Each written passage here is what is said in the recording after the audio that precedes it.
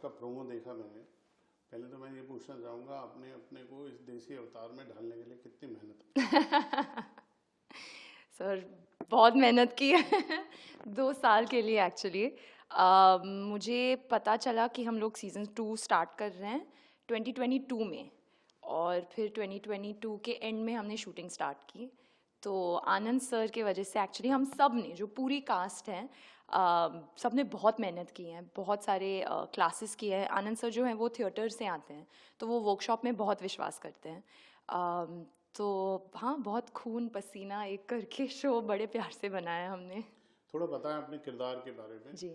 बहुत टफ दिख रहा है, प्यार में धोखा या क्या है? थोड़ा सा कुछ खुलासा कीजिए आप हमारे दर्शकों के लिए। जो तमन्ना शर्मा है, जैसे आपने देखा होगा सीज़न 1 में, वो एक पॉप स्टार थी, वो एक स्टार थी, और उसके बहुत सारे फॉलोअर्स थे, उसे बहुत प्यार मिलता था जहाँ भी वो जाती थी। लेकिन वो जो वो एक मतलब सिंगर थी, लेकिन वो ऑटो ट्यून यूज़ करती थी, वो उस पर बहुत डिपेंड करती थी, और उसके लिए वो ठीक था तब तब फिर जब वो राधे से मिली, जो उसका प्यार था, उससे बहुत सारी चीज़ें रियलाइज़ हुई। और जब वो संगीत सम्राट बन जाता है, उसे ये रियलाइज़ होता है कि उसको अभी मीडियोकर नहीं बनना, वो उब गई थी उससे, उसको एक सच्चा कलाकार बनना था, जो राधे था उसके सामने। और उसने वो यूज़ करके ये डिसाइड किया कि वो वापस जाएगी म्यूज़िक स्कूल, म्यूज़िक सीखने, क्योंकि अब वो मतलब उसको ऑटो ट्यून ये सारे जो चीज़ें उसका सहारा नहीं लेना था। और मेरे ख्याल से ये एक डिसीजन लेना, ये बहुत मैच्योरिटी लगती है इसके लिए।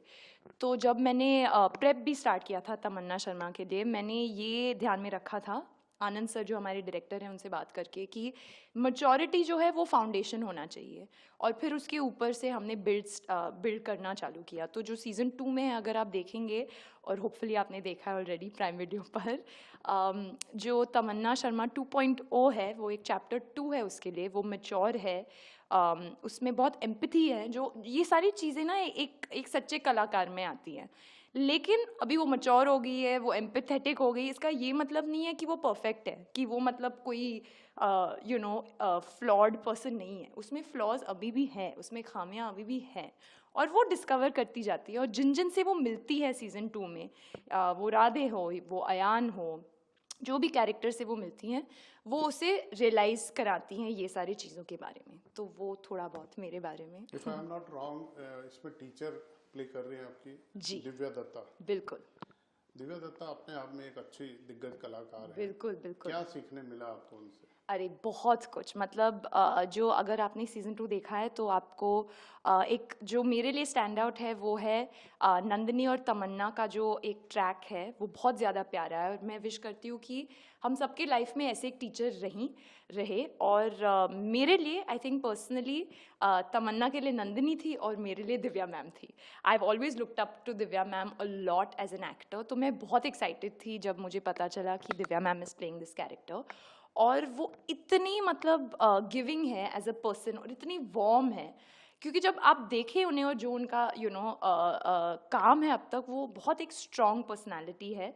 तो मैं इनिशियली थोड़ी सी, मतलब मैं बहुत सेमी सेमी सी, मैं आके बैठ के अपने लाइंस करके चली जाती थी। फिर एक दिन उन्होंने मुझे बुलाया और बोला कि क्या हो गया तुम्हें, why you so formal with me, और पूरा मुझे शेक किया, और आज हम दोस्त हैं। So to have that equation, I feel very grateful to her. और जिस उनके साथ लाइंस करके, सीन वर्क करके, वो जो एक रियलाइजेशन होती है ना, वो कुछ अलग ही होता है।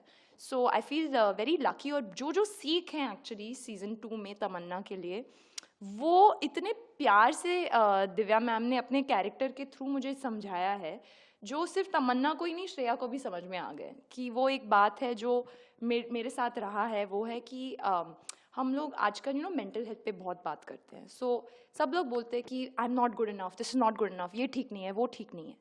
पर जिस कोई आपके सामने आके बोलता है कि for 1 second just accept that you are enough, आप काम हार्ड वर्क कीजिए, पर यू आर इनफ बस, और वहाँ से आप आगे बढ़िए। फिर आप सोचिएगा मत कि I am good enough, comparison, ये वो। एंड आई थिंक वो सीख जो है, जो तमन्ना को मिलती है, वो श्रेया को भी मिली है। And thank you to Divya ma'am. आपको कितना प्यार मिल रहा है सीजन 2 से? तो एक्चुअली फनली सर जो हुआ, जो 13 दिसंबर हमारा जो शो है बंदिश बैंडिट्स, जो कि प्राइम वीडियो पे रिलीज़ हुआ है, उस दिन पे मेरा फ़ोन जो है वो खो गया था सुबह सुबह। फिर बहुत घंटों के बाद और ढूंढने के बाद मुझे अपना फ़ोन मिला और फिर मैंने देखा कि जो मिस कॉल्स थे, मैसेजेस थे, जो मैसेजेस थे इंस्टाग्राम पे, और जो मेरे लिए बहुत बहुत बड़ी बात थी कि 4 साल पहले जो मुझे मैसेजेस मिले थे, शायद से मैं तभी इंस्टाग्राम इतने अच्छे से नहीं जानती थी तब, तो मैंने कुछ मैसेजेस मिस किए थे। उन सेम लोगों ने अभी 4 साल के बाद मुझे सीज़न 2 पे भी मैसेज किया है, जो कि मेरे लिए बहुत बड़ी बात है। और बहुत सारे नए व्यूअर्स भी हैं जिन्होंने मुझे मैसेज किया है, क्योंकि उनको मेरा कैरेक्टर आर्क जो है बहुत पसंद आया है।